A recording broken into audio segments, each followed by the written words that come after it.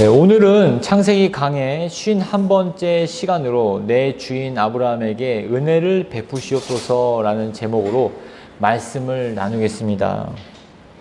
오늘 본문은 아브라함의 모든 재산을 맡은 종이 아브라함과 맹세를 하고서 길을 떠납니다.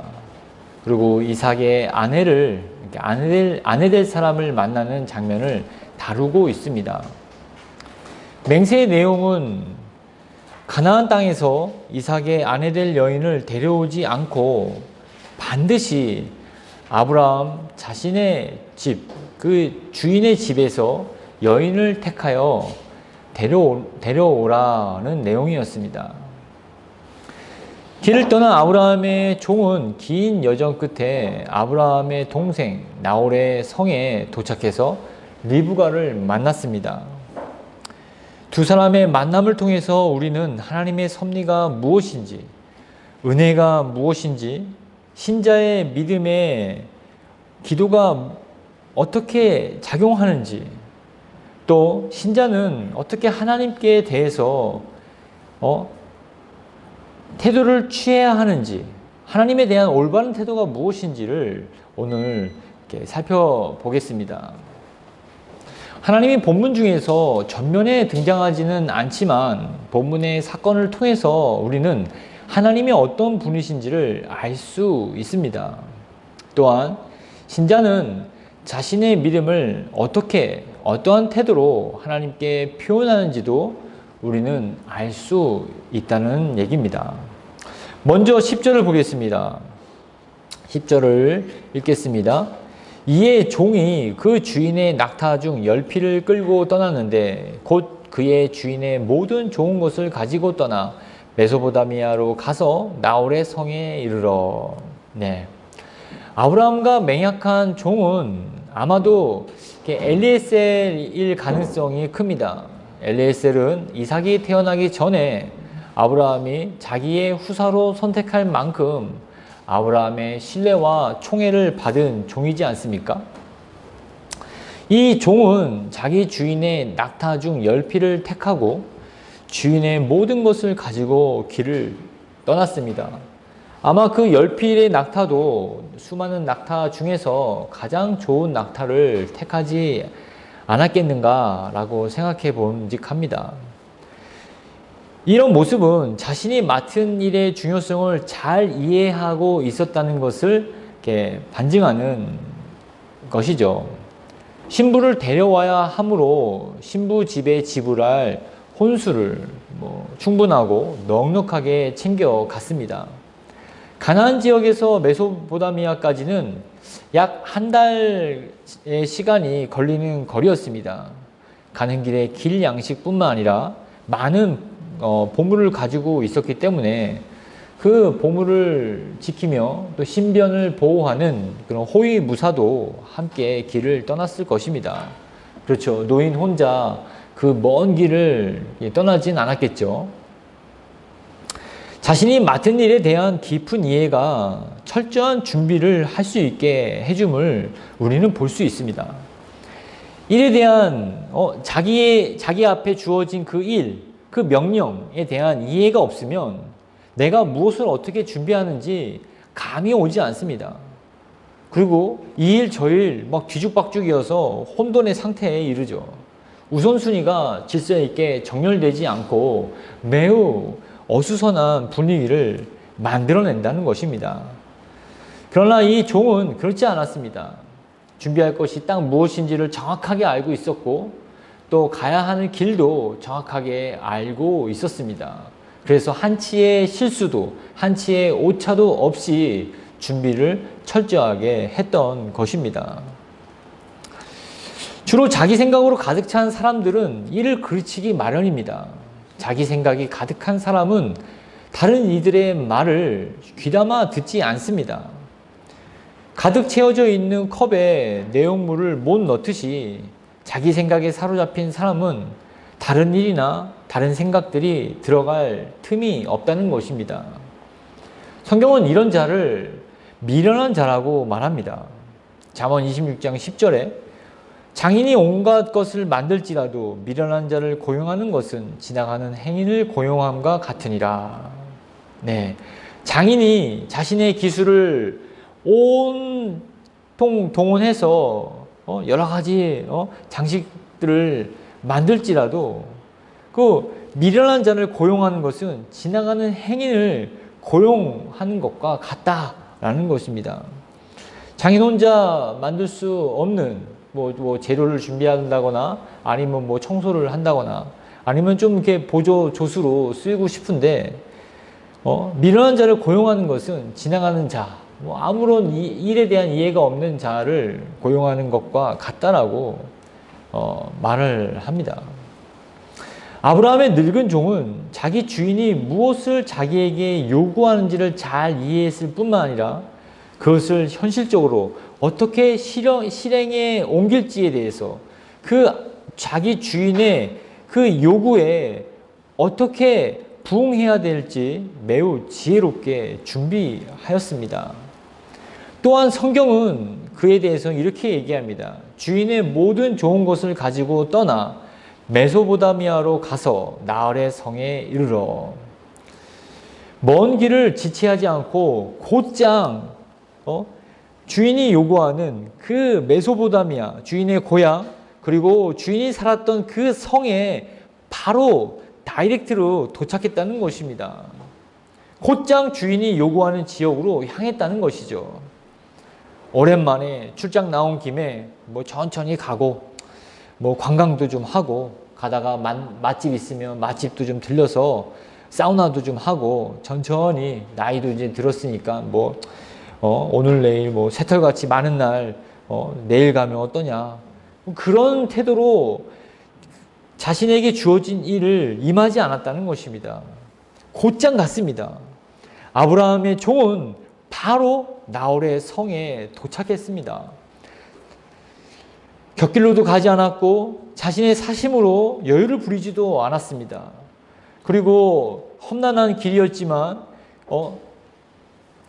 이렇게 길을 잘 이렇게 다뤄서 잘 봐서 곁길로도 가지 않고 곧장 향하도록 했던 것입니다. 세상은 여유를 부리고 융통성 있게 행하는 것을 지혜롭다고 여길 수 있겠지만 하나님 앞에서 살아가는 성도로서 우리는 진실되고 충성스러움을 하나님께 드려야 합니다. 누구처럼 말입니까? 바로 우리의 구세주이신 예수 그리스도처럼 말입니다. 여러분, 예수 그리스도의 삶을 보십시오. 그는 한순간도 여유를 부리거나 자신의 어떤 융통성을 발휘해서 자신의 발걸음을 옮겨야 할 때 뭐 지체하거나 귀찮아 하시면서 그냥 말씀으로만 퉁치지 않으셨습니다. 예수님은 자신의 목마름을 이용하여 사마리아 여인을 만나셨습니다. 또 자신의 굶주림을 통해서 무화과 나무의 교훈을 자기 그 제자들에게 가르쳐 주셨습니다. 그 자신의 어떤 피곤함과 졸음을 통해서 거친 바다와 바람을 잔잔케 하시는 하나님의 권능을 보여주시지 않았습니까?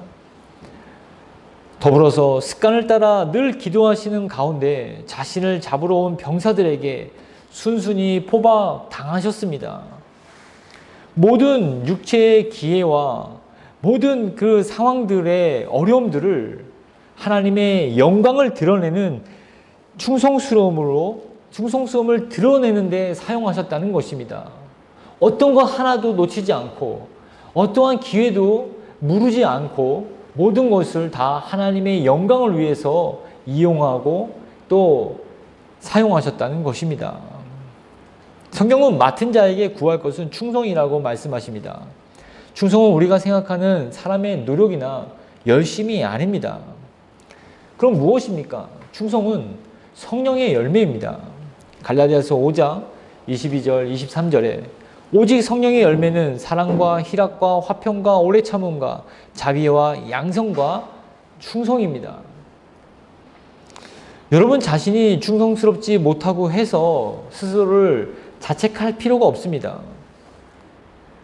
더불어서 충성을 위해서 애쓰고 노력하기보다 성령을 의지하기에 더욱 힘쓰십시오.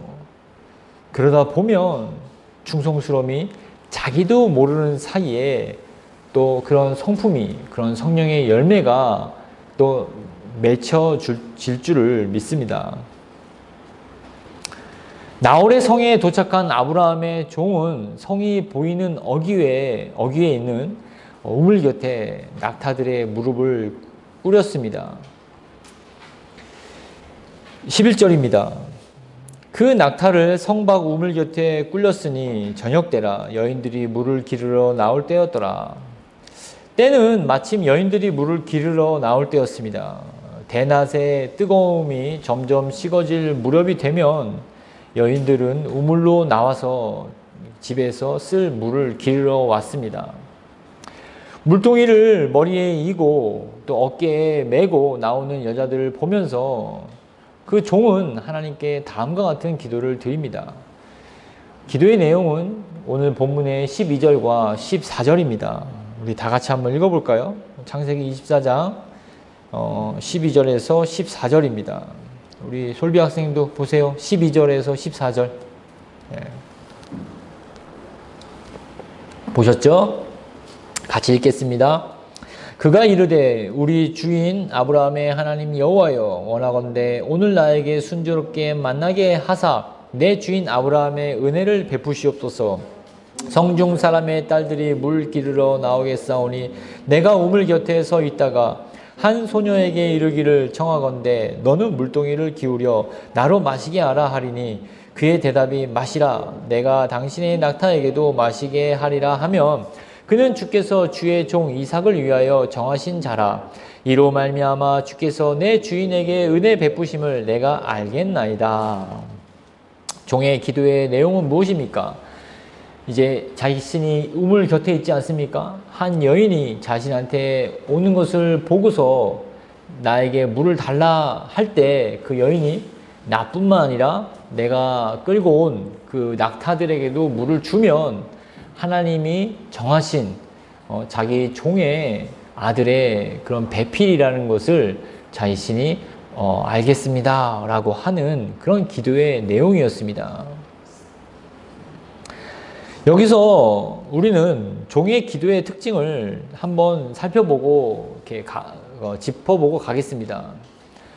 첫 번째, 그는 자기 몸을 움직이기 전에 기도를 먼저 했습니다.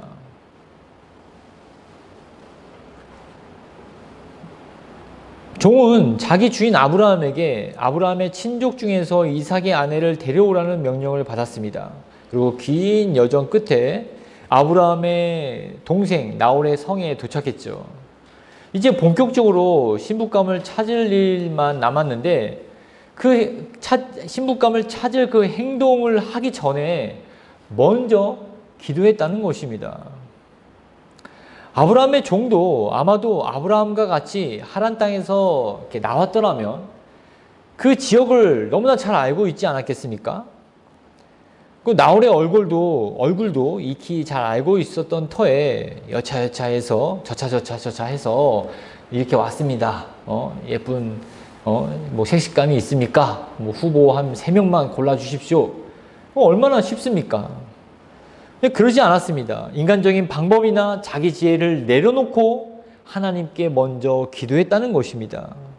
이것이 이 종의 어떤 뛰어난 우리가 본받아야 할 점이라는 것입니다. 사람을 먼저 찾지 않고 자기 지혜를 먼저 의지하지 않고 하나님을 먼저 찾았고 하나님의 은혜를 구했다는 것입니다.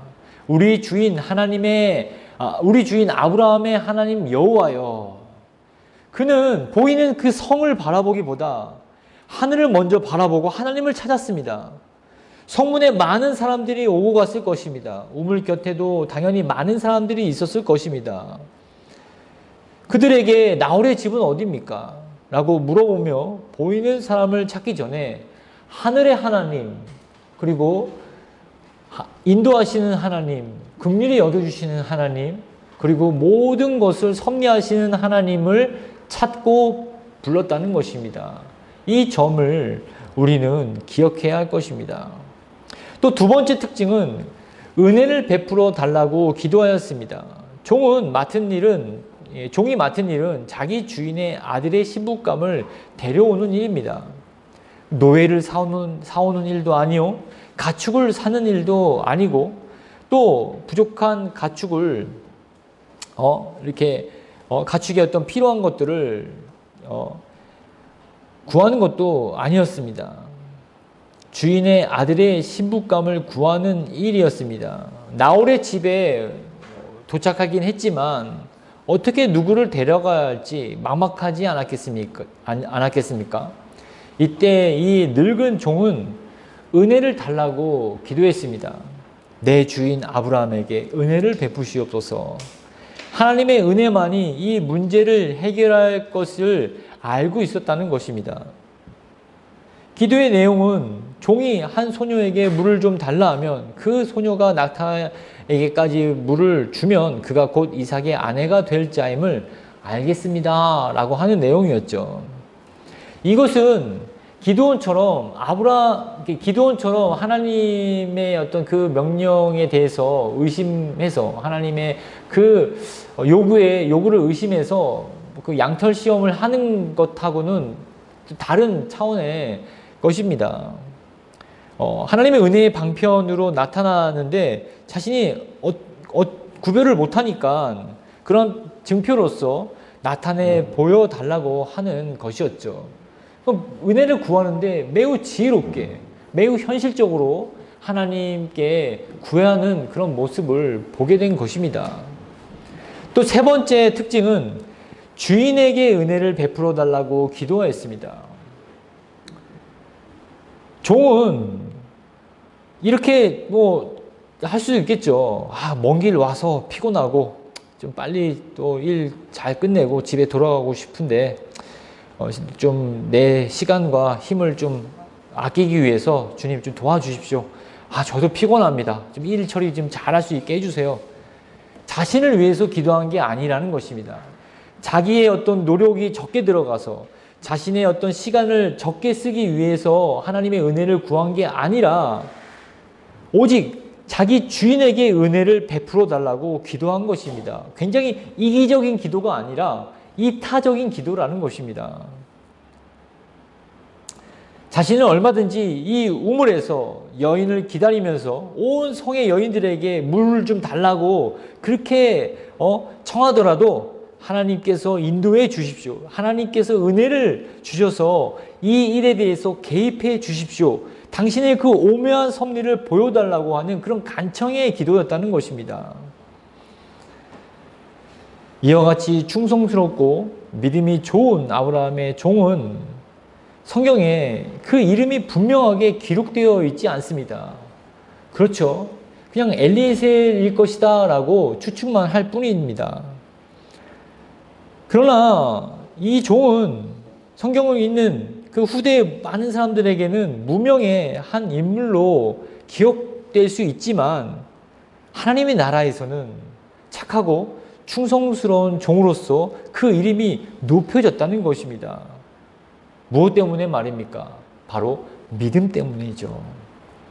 그의 기도와 그의 하나님께 대한 어떤 태도, 그 정직한 태도, 그런 자기의 어떤 입속을 차리려는 그런 얄팍함이 아니라 하나님 나라를 구하고 하나님의 영광이 드러나기를 원하는 그런 마음에서 우러나는 그 믿음으로 이 종은 천국에서 그 이름이 높이 드리워졌을 것입니다.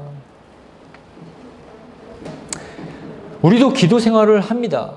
여러분도 기도하지 않습니까? 여러분에게 놓인 일들이 잘 풀리고 여러분의 앞에 있는 그 문제들이 잘 해결되기 위해서 기도합니다. 맞습니다. 기도해야 합니다. 그러나 우리는 얼마나 하나님의 영광을 위해서 기도하고 있는지를 돌아봐야 할 것입니다. 내가 하는 일을 통해서 하나님께 영광이 되도록 하기 위한 그런 넓은 마음과 그런 굳은 믿음으로 기도하고 있는지를 돌아보십시오. 그저 그냥 돌아가지 않도록, 시간이 낭비되지 않도록, 이 문제 때문에 내가 창피당하지 않도록, 자존심 상하지 않도록 남들에게 손가락질 당하지 않기 위해서 그런 어떤 위기를 모면하기 위한 그런 기도, 그런 어떤 낙하산식, 그런 어떤 산소 마스크 식의 어떤 기도, 그런 기도를 하고 있지 않습니까? 한번 생각해 보십시오. 낙하산은 언제 펼칩니까? 위기 때 펼치지 않습니까? 산소 마스크도 마찬가지입니다. 근데 늘 우리는 공기처럼 마시고 들락달락 하는 그런 기도의 삶은 우리의 삶과는 좀 멀리 떨어져 있는 감이 있지 않습니까? 우리는 아브라함의 이 늙은 종의 기도의 그런 태도를 보면서 우리의 기도의 태도를 다시 한번 돌아보고 또 한 번 더 기도의 깊이를 더해가는 그런 기회로 삼아야 할 줄을 믿습니다. 늙은 종의 이러한 신실한 기도가 끝나자마자 하나님은 다음과 같이 응답해 주셨습니다. 오늘 본문의 15장입니다. 말을 마치기도 전에 리브가가 물동이를 어깨에 메고 나오니 그는 아브라함의 동생 나홀의 아내 밀가의 아들 부두엘의 소생이라. 종의 기도의 말이 마치기도 전에 리브가가 물동이를 어깨에 메고 나옵니다. 종의 기도가 끝나자마자 리브가가 등장했다는 것이죠. 마치 하나님이 기도가 끝나기를 기다렸다는 듯이 리브가를 무대에 세우십니다. 우리의 기도가 이렇게 즉각 응답이 되면 얼마나 좋겠습니까? 그러나 우리가 알아야 할 것은 이 15절을 통해서 두 가지를 우리는 기억해야 할 것입니다. 첫째는 하나님의 뜻대로 한 기도는 반드시 응답된다는 것입니다. 빠르게 그 빠름에 대해서 초점을 맞추지 마시고 응답됐다라는 것에 초점을 맞추십시오. 요한복음 15장 7절에 너희가 내 안에 거하고 내 말이 너희 안에 거하면 무엇이든지 원하는 대로 구하라. 그리하면 이루리라. 아브라함의 자손을 통해서 하나님은 별들과 모래알처럼 많은 민족을 이루시겠다라는 약속을 이미 하신 상황입니다. 이것이 하나님의 뜻이죠. 그런 하나님의 뜻 안에서 아브라함의 종은 이삭의 아내를 위해서 기도했고 그 기도는 말이 마치기도 전에 응답됐다는 것입니다. 하나님의 뜻 안에서 하나님의 약속 안에서 기도했고 응답이 됐다라는 말씀이죠. 둘째는 기도 응답의 때가 있다라는 것입니다. 본문의 아브라함의 종의 기도는 말이 마치자마자 응답이 되었습니다. 아마 성경에 기록된 기도 중에서 가장 빠르게 응답이 된 기도가 아닐까 합니다.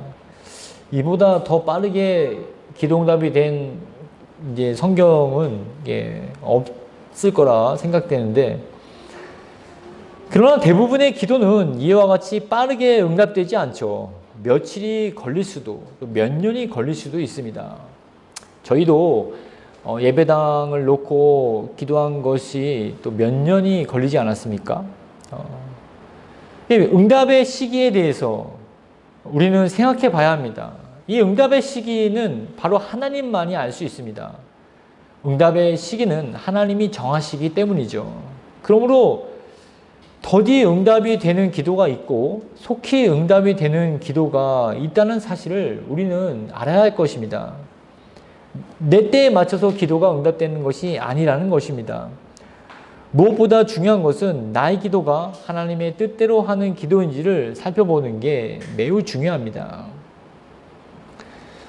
그 다음으로 그 물동이를 이고 오는 그 리브가에 대해서 성경은 소개합니다. 그는 아브라함의 동생 나홀의 아내 밀가의 아들 부두엘의 소생이라. 아브라함은 리브가의 큰 할아버지가 되는 것이었죠. 성경은 일단 리브가가 아브라함의 가계의 자손임을 밝힙니다. 또 이어서 16절을 보겠습니다. 그 소녀는 보기에 심히 아름답고 지금까지 남자가 가까이 하지 아니한 처녀더라. 그가 우물로 내려가서 물을 그 물동이에 채워가지고 올라오는지라. 네, 이제 리브가의 그 외모를 성경이 이렇게 보여주고 있습니다. 리브가는 보기에 심히 아름다운 소녀였습니다. 그리고 남자가 가까이 하지 않은 처녀라고 소개하고 있습니다. 또 외적인 조건을 소개하고 있죠. 그리고 우물을 기르는 일을, 그 집안 일을 마다하지 않고 부지런히 그 성실한 성품을 소유하고 있음을 성경은 우리에게 이렇게 정보를 알려주고 있습니다. 그 리브가를 본 아브라함의 종은 다음과 같이 이렇게 청합니다. 17절이죠. 종이 마주 달려가서 이르되 청하건대 내 물동이의 물을 내게 조금 마시게 하라. 우물로 가는 길에 청한 게 아니라 우물을 깃고 나오는 길에 달려가서 물을 조금 마시게 해달라고 청합니다. 그 다음 이제 리브가의 행동이 중요하죠. 정말 하나님의 응답대로 이렇게 리브가가 정말 이삭의 아내가 될 것인지 아니 될 것인지 하는 부분을 놓고 성경은 소개하고 있습니다. 18, 19, 20절입니다. 그가 이르되 내 주여 마시소서 하며 급히 그 물동이를 손에 내려 마시게 하고 마시게 하기를 다하고 이르되 당신의 낙타를 위하여서도 물을 길어 그것들도 배불리 마시게 하리이다 하고 급히 물동이의 물을 구유에 붓고 다시 기르려고 우물로 달려가서 모든 낙타를 위하여 깃는지라. 달려오는 모습을 보고 심히 목이 마른 것으로 생각하고 리브가는 급히 물동이를 내려 물을 마시게 했습니다. 이렇게 물동이를 이고 뛰어갈 수는 없지 않습니까? 근데 멀리서 노인이 뛰어옵니다. 그러니까 저 할아버지가 왜 뛰어오지 하고 보지 않았겠습니까? 근데 말하는 게 나 물 좀 달라 하는 겁니다. 근데 그냥 알겠어요 하고 그냥 이게 천천히 한 게 아니라 리브가도 급히 물동이를 내려서 그 할아버지한테 줬다는 것입니다. 그리고 마시기를 다한 후에 리브가는 낙타를 위해서도 물을 주겠다고 합니다. 그리고 말을 마치자마자 급히 물동이에 물을 구유에 붓고 다시 우물로 달려가서 모든 낙타를 위해서 물을 길어왔습니다. 여러분 여기 좀 보십시오. 이 아브라함의 종에게 낙타가 몇 마리 있었습니까? 10마리죠. 사람은 목마르더라도 이런 한 잔 마시면 금방 이 갈증이 해갈되지 않습니까? 근데 낙타는 말처럼 크지 않습니까? 저도 낙타를 이제 동물원에서 봤는데 그 낙타가 물을 마시면 얼마나 많이 마시겠습니까? 거의 물 한 동이씩은 마시지 않았겠습니까? 그러니까 낙타가 10마리니까 이 우물까지, 이 우물에서 구유까지 몇 번 왔다 갔다 해야 했겠습니까? 네? 한 10번은 왔다 갔다 해야 했겠죠. 그런 수고로움을 마다하지 않는 그런 마음, 그런 너른 마음을 이 리브가는 가지고 있었다는 것입니다. 계산을 못해서 그래요. 좀 미련해서 그래요. 바보 아니에요? 세상은 이런 사람을 굉장히 미련하다, 바보다 라고 말할 수 있겠지만 하나님의 관점에서는 그는 바로 주인으로서 자신의 맡은 일들에 대해서 책임과 창의성으로 그 일들을 해나가는 그런 하나님의 사람으로 보여줬다는 것입니다. 우리가 성경을 보면 하나님으로부터 은혜를 받은 자들의 특징은 강한 책임감을 가지고 있다는 것입니다. 그리고 맡은 일에 대해서 굉장히 창의적으로 일을 한다는 것을 볼 수가 있습니다. 종은 리브가에게 낙타에게도 물을 달라고 부탁하지 않았습니다. 그러나 리브가는 낙타에게 물을 먹일 책임을 느끼고 굉장히 창의적으로 또 낙타에게 물을 먹였습니다. 리브가가 잘하는 일은 무엇이었겠습니까? 물을 떠오는 일이었습니다. 물 깃는 일을 잘했습니다. 그녀는 자신의 봉사를 통해서 목마른 자들의 목을 축이고 더러운 손발을 씻는 그런 물을 깃는 일에 대해 보람을 느꼈다는 것입니다. 그 의미를 부여했다는 것입니다. 아유, 맨날 엄마는 뭐 아빠는 나만 시켜. 굳은 일은 오빠 라반도 있는데 힘센 라반 시키지 않고 왜 나한테 이런 걸 시키냔 말이야. 하고 맨날 불평하면서 물을 길렀더라면 그 낙타에까지 줄 그런 마음이 있었겠습니까?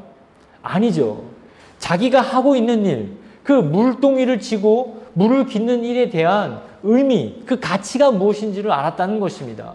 나로 인해서 내 식구들이 이 물을 마심으로 생명을 유지하고 그 이 더러운 손과 발을 씻음으로 그 위생으로 건강하게 된다는 그런 의미를 부여했다는 것입니다. 불평, 불만으로 자신의 일을 하지 않고 매우 긍정적이고 책임감 있게 창의적으로 그 일을 했다는 것입니다. 그렇게 이러한 사람은 그 일이 고될지라도 남들만큼 그렇게 고됨을 느끼지 못합니다. 보람이 그 고됨을 이기기 때문이죠. 자신이 하는 가치, 일에 대한 가치가 그 어떤 힘듦, 그 스트레스를 이기기 때문에 즐거움으로 할 수 있다라는 것입니다. 같은 일을 하면서 말이죠. 성경에는 이 리브가와 같은 사람이 또 있습니다. 그는 책임감이 강했을 뿐만 아니라 창의적으로 자기에게 주어진 일을 성실한 정도가 아니라 크게 오버하면서 맡은 일을 수행했던 사람입니다. 제가 이렇게까지 얘기하는데 떠오르는 인물이 있습니까? 요셉. 네. 또 있습니까? 다니엘. 네. 모세. 네. 여러분들 이야기하는 그런 인물들 다 맞습니다. 그러나 제가 준비한 인물은 아니죠. 바로 누구냐면 다윗입니다. 최고의 오보쟁이죠. 다윗은 8형제의 제일 막내로서 양을 치는 일을 맡았습니다. 그는 양을 치게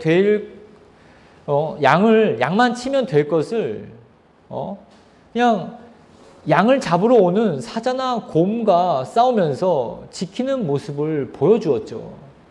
골리앗 앞에서 자신이 이제 싸우러 나가겠다고 하자 사울에게 한 말을 들어보십시오. 사무엘상 17장 34, 35절입니다. 다윗이 사울에게 말하되 주의 종이 아버지의 양을 지킬 때 사자나 곰이 와서 양떼에서 새끼를 물어가면 내가 따라가서 그것을 치고 그 입에서 새끼를 건져내었고 그것이 일어나 나를 해하고자 하면 내가 그 수염을 잡고 그것을 쳐 죽였나이다. 아버지, 오늘 사자가 한 마리 와서 양을 잡아갔습니다. 하면 그만이지 않았겠습니까? 뭐 사자가 왔는데 뭐 어찌하겠습니까?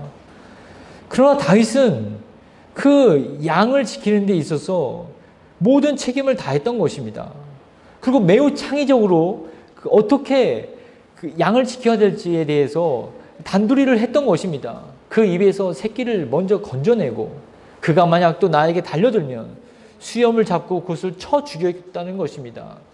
마찬가지로 물매를 던지는 연습도 평소에 잘 했으리라 생각이 됩니다. 먼저 가까이 오지 않도록 물매를 던져서 쫓아내지 않았겠습니까?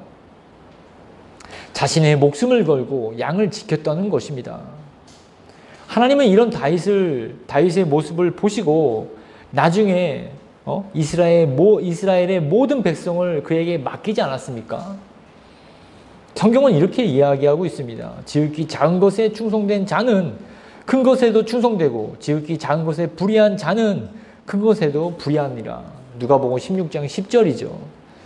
여러분에게 주어진 아주 작은 일이라도 사력을 다하십시오. 그까이 거 대충 하려는 생각으로 하지 마시고요. 시키면 하고 시키지 않으면 하지 않고 시켜도 검사나 확인을 하지 않으면 눈 가리고 아웅하는 식으로 하지 마십시오.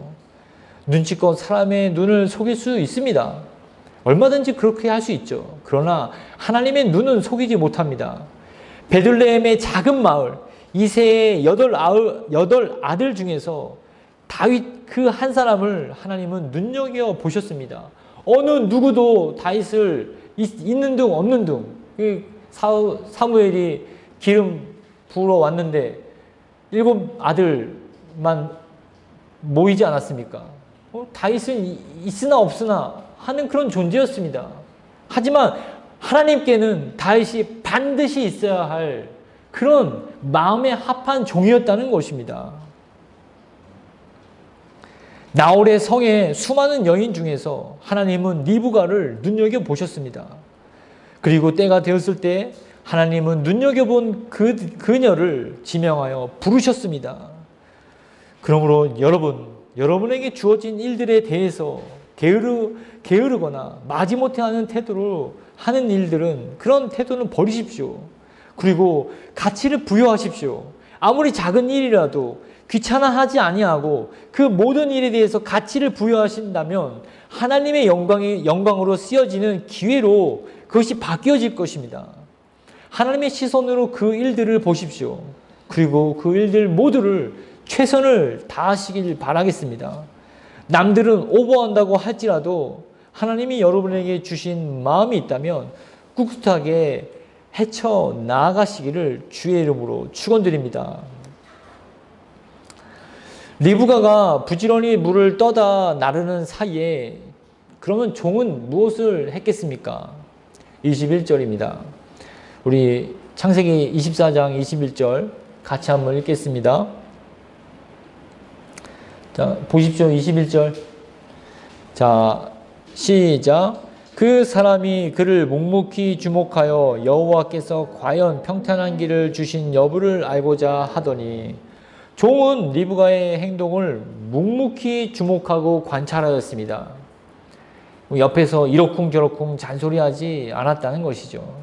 또 숨죽이면서 자신의 기도가 어떻게 응답이 되는지를 지켜보았던 것입니다. 하나님이 어떻게 자기 주인 아브라함에게 은혜를 주시는지를 눈여겨보았다는 것입니다. 마치 새벽에 어둠을 뚫고 떠오르는 태양을 바라보면서 그 장관을 감상하듯이 하나님이 자신의 기도를 어떻게 응답하시고 계신지, 자기 주인 아브라함에게 은혜를 어떻게 베푸시는지를 지켜보았다는 것입니다. 묵묵히 아무 말도 하지 않고 말입니다. 그리고 낙타에게 물을 다 먹이고 나서야 여호와께서 과연 평탄한 길을 주셨는지를 알아보기 시작했습니다. 22절, 23절이죠. 낙타가 다 마시기를 다음에 그가 반세겔 무게의 금 코걸이 한 개와 13겔 무게의 금 손목걸이 한 쌍을 그에게 주며 이르되 내가 누구의 딸이냐 청하건대 내게 말하라. 내 아버지의 집에 우리가 유숙할 곳이 있느냐. 성경의 기자는 이미 이 종에게도 물을 주고 낙타에게도 물을 준 이 여인이 리브가고 또 나홀의 손자인 것을 이제 언급했죠. 하지만 이 본문에 있는 아브라함의 종은 모릅니다. 이름도 모르고 그의 어떤 가문의 출신도 모르죠. 그렇기 때문에 리브가가 아브라함의 식구인지를 먼저 확인해야만 했습니다. 그래서 내가 누구의 딸이냐라고 물어봅니다. 리브가가 대답합니다. 그 여자가 그에게 이르되 나는 밀가가 나홀에게서 낳은 아들 부두엘의 딸이니이다. 또 이르되 우리에게 집과 사료가 족하며 유숙할 곳도 있나이다. 여러분, 리브가의 말과 행동을 보십시오. 우선 자신의 신분을 당당하게 밝히지 않습니까? 그리고 할 말들만 딱딱합니다. 군더더기가 없죠. 그리고 또 한 가지 특징은 그렇게 낯선 사람이고 열필의 어떤 낙타를 가지고 있는 사람을 부모님에게도 물어보지 않고 우리 집에는 집과 사료가 족하며 유숙할 곳이 있다고 하면서 자기 집으로 드립니다. 그는 비록 나이가 어렸지만 자기 집의 주인으로서의 마음을 가졌다는 것을 우리가 알 수가 있습니다. 부모의 마음도 익히 알고 있었기 때문에 굳이 물어보지 않아도 이 나그네를 대접할 마음이 부모에게 있었다는 것을 충분히 이해하고 있었다는 그런 어떤 총명성을 가지고 있다는 것을 또 알 수 있다는 것이죠. 리브가의 말을 들은 종은 다음과 같은 기도를 드립니다. 오늘 이제 마지막 구절입니다. 창세기 24장 26절, 27절 말씀입니다. 우리 같이 한번 큰 소리로 한번 읽어보겠습니다. 우리 26절, 27절 시작. 이에 그 사람이 머리를 숙여 여호와께 경배하고 이르되 나의 주인 아브라함의 하나님 여호와를 찬송하나이다. 나의 주인에게 주의 사랑과 성실을 그치지 아니하였사오며 여호와께서 길에서 나를 인도하사 내 주인의 동생의 집에 이르게 하셨나이다 하니라. 네. 아브라함의 종과 리브가의 만남의 경위를 본 대부분의 사람은 이것을 우연으로 해석할 것입니다. 수학자라면 이 아브라함의 종이 리브가를 만난 그 확률을 얼마나 될지 그런 걸 또 계산하지 않겠습니까? 하지만 신자는 아브라함의 종과 리브가의 만남을 어떻게 해석해야 할까요? 우연으로 해석하지도 않고 확률로도 보지 않습니다. 오직 하나님의 섭리로 이해해야 할 것입니다. 이것이 바로 하나님의 은혜라고 말입니다. 하나님은 아브라함의 종을 하나님의 섭리와 은혜로 리브가를 만나게 하셨듯이 우리를 그분의 섭리와 은혜로 말미암아 그리스도께로 인도하시는 분이십니다. 믿으십니까? 가만히 있으면 내가 원하는 층으로 올려다 주고 내려다 주는 그런 엘리베이터처럼 하나님은 우리를 그리스도께로 인도한다는 말이 아닙니다. 자신의 목마름을 해결하는 것보다도 더 우선적으로 주인의 아들의 신뭇감을 찾기를 갈망하는 마음을 가진 그 종에게 보여준 그 하나님의 섭리가 있었듯이 내 육신의 필요를 채우기에 급급한 자들에게는 결코 그리스도께로 인도함을 받지를 못한다는 것입니다. 이해되십니까? 왜 관심이 없으면서도 하나님도 자신의 섭리와 은혜를 주시고 싶으시지만 그렇게 주실 수가 없다는 것입니다. 왜? 그 상대가 관심이 없기 때문에. 그러면 어떠한 태도로 하나님께 나아가야 되냐? 우리가 성경에 대해서 물어본다면 성경은 이렇게 대답합니다. 시편 42절 42편 1절에 하나님이여 사슴이 시냇물을 찾기에 갈급함같이 내 영혼이 주를 찾기에 갈급하니이다. 여러분 자신에게 물어보십시오. 여러분은 정말 하나님이 사슴이 시냇물을 찾기에 갈급함같이 여러분의 영혼이 주를 찾기에 갈급하십니까? 아니 예전에 이야기를 하는 것이 아닙니다. 지금 말입니다. 지금 신앙생활은 경력으로 하는 게 아닙니다. 말씀 한 장 읽지 않고 기도하지 않고 살면서 자신은 괜찮다고 생각한다면 무슨 근거로 그렇게 살아가십니까? 마음으로 하나님을 생각하면 그게 믿음입니까?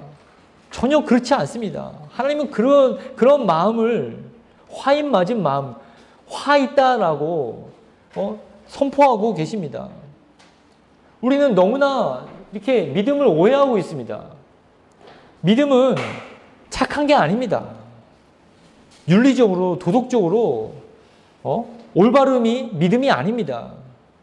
열심도 믿음이 아니고 성실도 믿음이 아닙니다. 만약 여러분들이 그렇게 알고 믿음 생활을 하고 있다면 여러분은 속고 있는 것입니다. 잘못된 신앙생활을 하고 있다는 것이죠. 그럼 믿음이 무엇입니까? 믿음은 영원하신 하나님의 말씀을 신뢰하는 것입니다. 곧 그 말씀은 육신이 되어서 우리를 구원하신 예수 그리스도로 나타내셨습니다.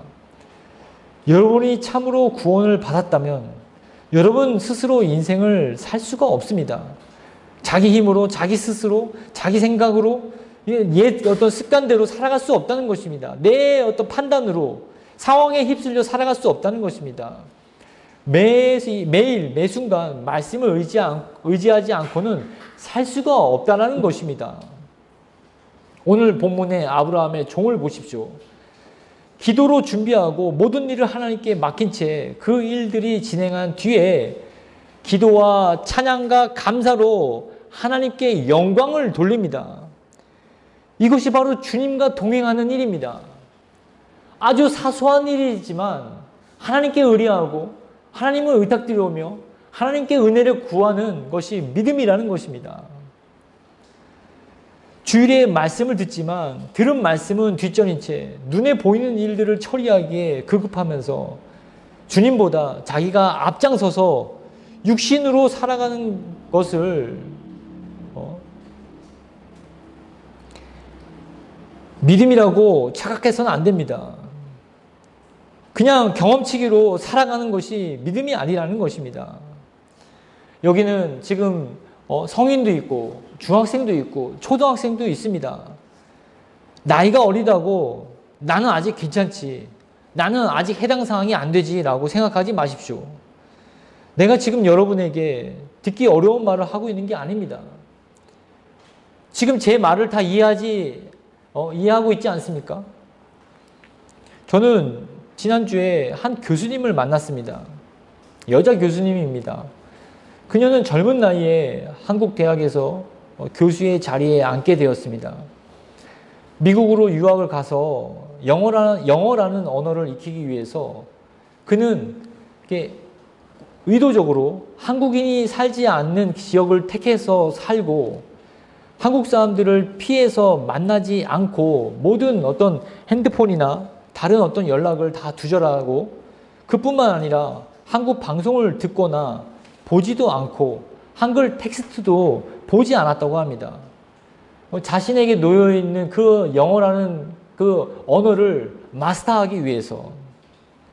교회도 한인 교회는 안 가고 미국 현지의 교회를 찾아서 출석했다고 합니다. 이러한 사람도 자신의 꿈을 위해서 극한의 환경으로 자신을 몰아넣으면서 살아온 이야기를 이렇게 들으면서 저는 개인적으로 많은 도전을 받았습니다. 세상의 학문과 영어라는 언어 하나를 익히기 위해서도 이러한 결단을 하는데 저와 여러분은 나를 위해서 죽으신 예수 그리스도를 위해서는 어떠한 태도로 살아가고 있냐라는 것입니다. 복음이 어떻게 이루어졌습니까? 복음이 어떻게 만들어졌습니까? 복음은 하나님이신 예수 그리스도께서 십자가에서 자신의 피와 물을 모두 다 쏟으면서 이루어 주신 것입니다. 예수 그리스도 그 당신이 모든 것을 복음에 다 갈아 넣으셔서 이 복음을 완성시키신 것입니다. 여러분의 창조주가 말입니다. 여러분의 주인이 말입니다. 그러므로 복음을 받은 자들이 그 복음을 귀하게 여기지 않거나 귀하게 여기는 마음이 온전하지 못하다면 그런 자에게는 결코 복음의 능력이 나타날 수가 없다는 것입니다. 도저히 복음의 어떤 그 능력, 복음의 그 지혜, 복음의 그 거룩성이 여러분들의 삶 가운데 나타날 수가 없다는 것입니다. 막혀 있고 가려져 있고 또 그것이 숨겨져 있는데 어떻게 복음의 능력과 지혜와 그 거룩성이 나타나겠습니까? 여러분의 말씀의 태도를 보십시오. 여러분 기도에 대한 태도를 보십시오. 얼마나 말씀을 사모하십니까? 기도를 통해서 얼마나 하나님과 그 친밀한 교제를 원하십니까? 더 나아가서 예배에 대한 태도를 생각해 보십시오. 우리가 간절히 기도하면서 이 예배당을 얻었습니다. 하나님이 주셨습니다. 진정 예배에 대한 사모함이 어떠십니까? 하나님과 만나는 즐거움이 있으십니까? 이 교회를 사모하는 마음은 어떻습니까? 예수 그리스도께서 피 흘려 값주고 사신 이 교회가 여러분에게는 어떠한 의미가 있냐는 것입니다. 그냥 빈자리가 많으니까 어느 날 갑자기 이렇게 사람들이 와서 이 교회를 아껴주고 사랑해 주었으면 하는 마음입니까? 여러분 결코 그런 마음은, 그런 일은 일어나지 않습니다. 지금 이 자리에 앉아있는 여러분이 교회이고 여러분이 교회를 사랑하지 않으면 누가 와도 그 사랑하는 마음을 배울 수가 없기 때문에 이 교회는 그냥 허울뿐인 그냥 건물에 지나지 않는다는 것입니다. 그러므로 여러분 스스로를 점검하십시오. 너희는 믿음에 있는가? 너희 자신을 시험하고 너희 자신을 확증하라. 예수 그리스도께서 너희 안에 계신 줄 너희가 스스로 알지 못하느냐? 그렇지 않으면 너희는 버림받은 자니라. 너희가 믿음 안에 있는가? 너희 자신을 시험하고 너희 자신을 확증하라. 제발 아니란 마음을 갖지 마십시오. 만약 여러분이 스스로 여러분의 믿음을 점검했을 때 괜찮다고 생각되거나 문제가 없다고 여긴다면 여러분의 믿음은 불완전한 것입니다. 낙제입니다. 우리는 지금 너무나 안일한 마음으로 신앙생활을 하고 있습니다. 하나님이 주시는 평안이 아니라 영적으로 무뎌짐으로부터 오는 편안한 마음으로 도전도 없고 강구도 없고 어떤 침노도 없고 믿음의 역사도 없는 시간을 보내고 있지 않습니까? 이것은 제 생각이 아닙니다. 바울의 고백을 통해서 드리는 말씀입니다. 바울은 자기가 죽기 5년 전에 이런 고백을 했습니다. 빌립보서 3장 12절 말씀을 통해서 내가 이미 얻었다 함도 아니요 온전히 이루었다 함도 아니라 오직 내가 그리스도 예수께 잡힌 바 된 그것을 잡으려고 달려가노라. 바울은 빌립보서를 죽기 전에 썼습니다. 감옥에서 편지를 쓴 것이죠. 빌립보 교회에게. 바울은 이미 많은 것을 얻은 상태였습니다. 3차 전도까지 다 마친 상태이지 않습니까? 그러니 얼마나 많은 그 바울의 명성과 바울의 그 사역의 업적이 얼마나 크고 놀라웠겠습니까? 그러나 그는 자기 입술로 자신이 얻은 것은 얻은 것이 아니라고 부인합니다. 얻은 것이 없다. 그리고 이룬 것도 이룬 것이 아니라고 부인합니다. 정말 온 그 예수님 이후에 모든 사역자의 그 사역의 어떤 그 업적을 놓고 본다면 가장 으뜸인 바울이 이런 고백을 하고 있습니다. 그리고 오직 예수 그리스도께 잡힌 바 된 그것을 잡으려고 달려간다고 고백하고 있습니다. 그것이 무엇입니까? 여러분, 그것이 무엇입니까? 예수 그리스도 그 손에 잡힌 그것이 무엇이냔 말입니다. 바울이 본 그 예수님 손에 붙들려 있는 것이 무엇이냐 말입니다. 그것은 바로 영생입니다. 예수님이 이렇게 말씀하지 않았습니까? 내가 그들에게 영생을 주노니 영원히 멸망하지 아니할 것이요 또 그들을 내 손에서 빼앗을 자가 없느니라. 바울은 모든 자신의 업적은 이룬 것이 아니다. 자신은 그 예수 그리스도 안에 손에 있는 그 영생, 그것만 쫓아가고 그것만 얻기 위해서 달려갈 뿐이라고 고백하고 있습니다. 그러니 여러분, 착각하지 마십시오. 속지 마십시오. 여기 바울보다 더 많은 사람에게 복음을 전한 사람이 있습니까? 여기 바울보다 더 많은 사역을 이룬 사람이 있습니까? 또 바울보다 복음을 위해 더 많이 수고한 사람이 있습니까? 바울은 당대 최고의 전도자, 최고의 사역자, 최고의 설교자, 최고의 사도라는 타이틀을 가지고 있었음에도 불구하고 모든 것을 뒤로 하고 그리고 예수 그리스도의 그 손에 붙들려 있는 그 영생 하나만 바라보며 마지막까지 정진하고자 하는 그런 노력과 애씀이 그에게 마음에 그 영혼에 활활 불타고 있었다는 것입니다. 반면에 우리는 너무 여유롭지 않습니까? 너무 안일하지 않습니까? 너무 태평스럽지 않습니까? 무엇을 믿고 이러는지 정말 이해가 안 갑니다. 여러분 스스로 무슨 근거가 그렇게 여유롭고 안일하고 태평하게 만드는지 점검하고 살펴보시기를 바라겠습니다. 여러분이 정말 복음을 안다면 그럴 수 없을 것입니다. 제발 여러분의 어깨에 힘을 빼십시오. 제발 높은 마음을 버리고 낮은 마음을 품으십시오. 교만한 마음을 내려놓고 겸손한 마음을 달라고 기도하십시오.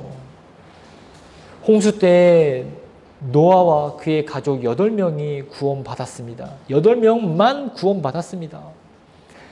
여리고 성이 멸망할 때 라합과 그의 가족만 구원받았습니다. 예수님은 이렇게 말씀하십니다. 나더러 주여 주여 하는 자마다 다 천국에 들어갈 것이 아니요 다만 하늘에 계신 내 아버지의 뜻대로 행하는 자라야 들어가리라. 오늘 말씀을 기억하시면서 한 주간 승리하시기를 주의 이름으로 축원드립니다. 기도하겠습니다. 하나님 감사합니다. 오늘 하나님께서 우리에게 주신 말씀을 마음에 새기고 하나님 앞에서 올곧게 살아갈 수 있도록 도와주시옵소서. 복음의 빚진 자로서 복음에 합당한 삶을 살도록 주여 인도해 주시옵시고 도와주시옵소서. 하나님의 은혜가 필요합니다. 하나님의 은혜가 절실히 필요한 때입니다. 하나님께서 긍휼히 여겨 주시옵시고 우리의 굳은 마음을 기경하여 주셔서 하나님의 말씀을 달게 받고 인내로 결실하여 100배, 60배, 30배의 결실을 맺어 하나님께 영광 돌리는 저희 모두가 될 수 있도록 주께서 인도해 주시옵소서. 모든 말씀 예수님의 이름으로 기도드립니다.